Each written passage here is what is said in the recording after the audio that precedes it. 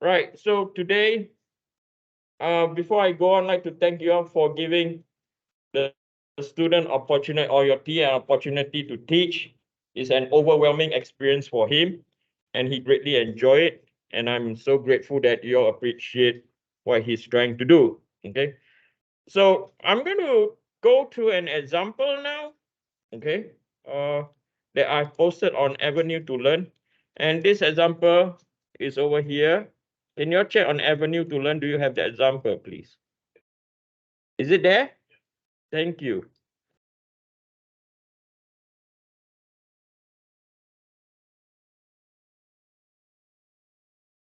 Right. Initially, when you look at it, it's like, wow, but it's not that bad. Okay. Right. Before I go on, do you all know what's a trust analysis? Yes or no? You all know what's a trust, and when do you all learn trust analysis?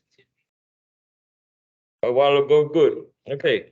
So if a card is given a constant acceleration of A of at 6 feet per second squared. So this thing is going up A, you can see for yourself over here. A over here is going to be 6 feet per second squared. Up the inclined plane, determine the force developed in rod AC.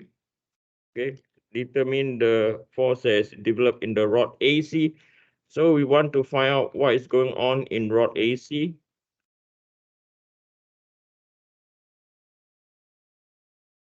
And the horizontal and vertical components at pin B. So over here, they were very nice to say that this is a what?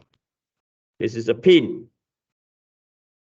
The crate has a weight of 150 pounds with the center of gravity at G. Okay, so an important thing to know, the weight, or note that the weight and acceleration is acting at the center of gravity. Always remember that, okay? And this is what we call G. And it is secured to the, so the crate has a weight of 150 pounds with center of gravity at G, and it is secured on the platform so that it does not slide. Neglect the platform weight. Okay. So the first thing we do, the general equation that we are going to use, okay, is we are going to use summation about forces in the x direction is equal to m acceleration in the x direction. Okay, so different from what you see in statics. And then the next thing, now take note, when you define this sign over here, regardless of the equation, whether is it on the left hand side or the right hand side, going towards the right is what? It's positive. Are we clear? Okay. Likewise, we know that summation about forces in the y direction is equal to MAY. Okay. Then it's usually normal to use that we have summation about moment in the z direction, okay, is equal to summation of moment in the z direction, and you put a brackets k. K over here means kinetic. Okay. And we are aware that moment is equal to force times perpendicular distance.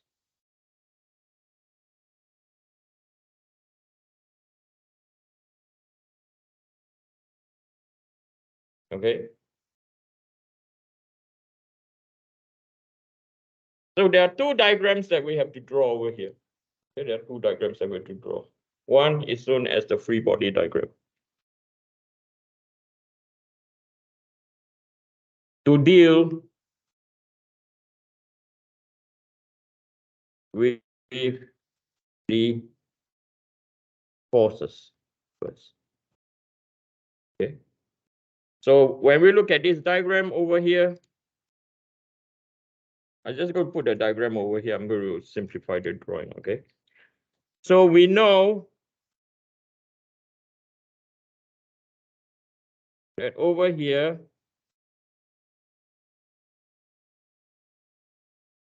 is our rectangular block. And we have to define our translation. So we define that this is X, this is Y, and we have about rotation in the Z. Okay. So we label this at point C. We label this at point B. And we understood that over here, we have our center of what? Our center of gravity. Okay. Now, question for you. AC is under tension or compression? I repeat again, is AC and yes, please. Yes? Compression. Yeah, absolutely right. So AC is absolutely in compression. So what I'm going to do to you all now is I'm going to teach you all how to draw multi-body free body diagram. Okay? Yes.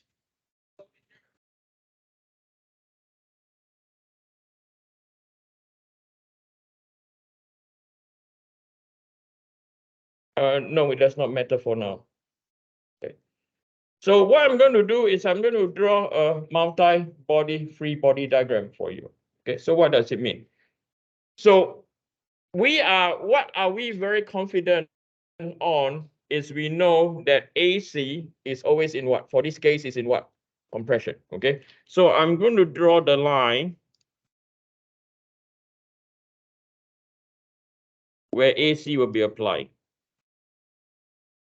okay?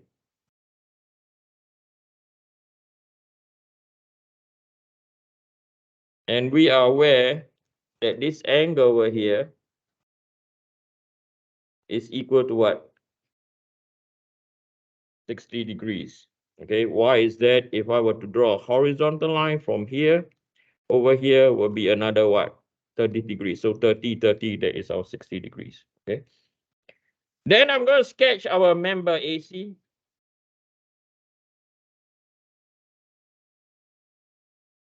So this is our member AC.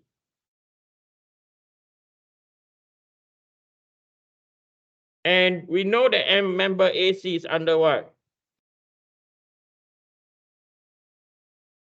Compression. And then we apply Newton's third law, action equal reaction, same in magnitude, but what? Different in what? Direction. So from here, we know that this is our FAC. Are we clear? Okay. So this is based on compression. This direction over here that you see over here, this flip in direction is due to Newton's third law.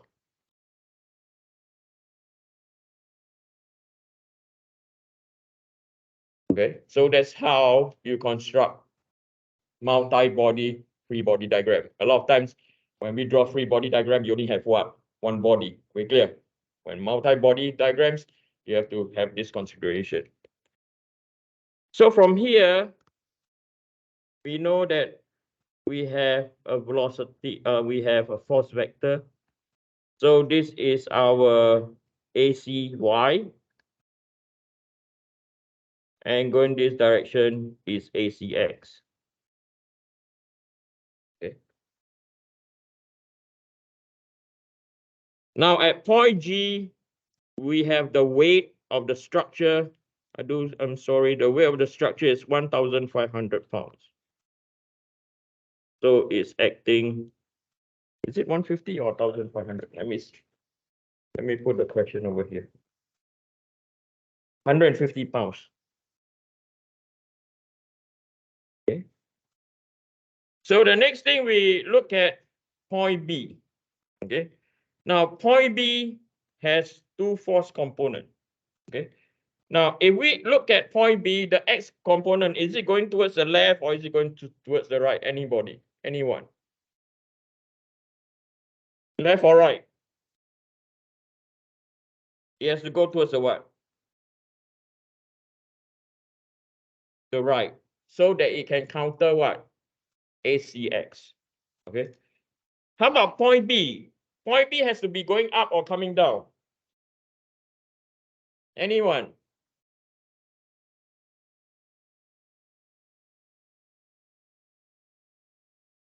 Point B should be going up or coming down. How many of you are not sure? When I was an undergrad, I was also not sure. Okay. I'm going to teach you how to be very, very sure. Okay. When I was at your age, I'm like, ugh, why? Everything I'm going to teach you. Now,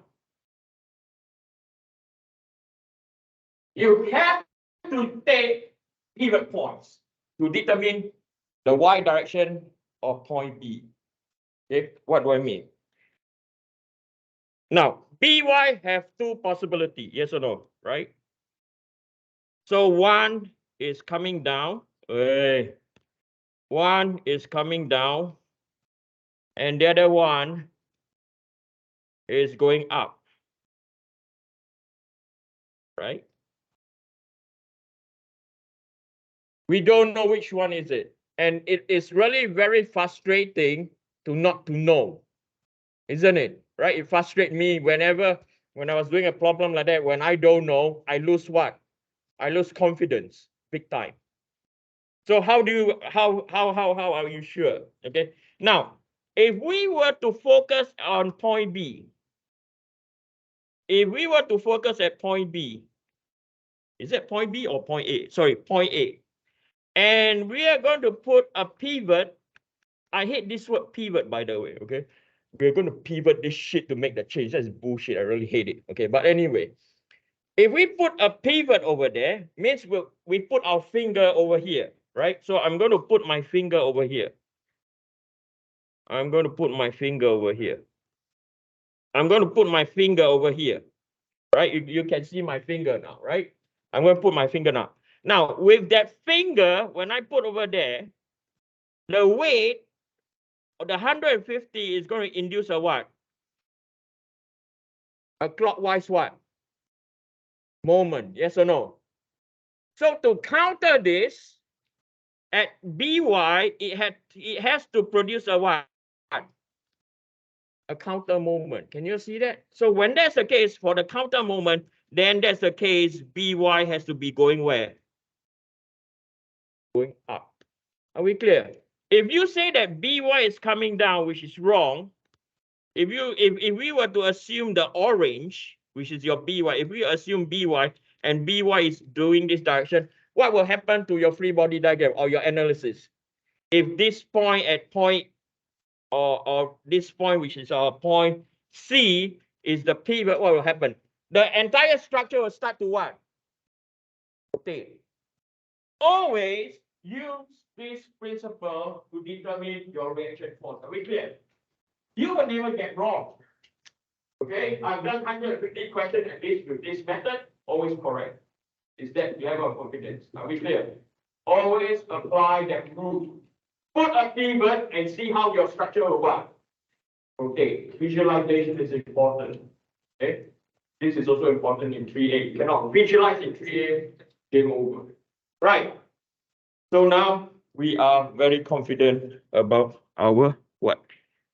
Forces. So that is all done for our free body diagram for our forces. Next, we are going to construct. Anyone, any questions so far? Yes.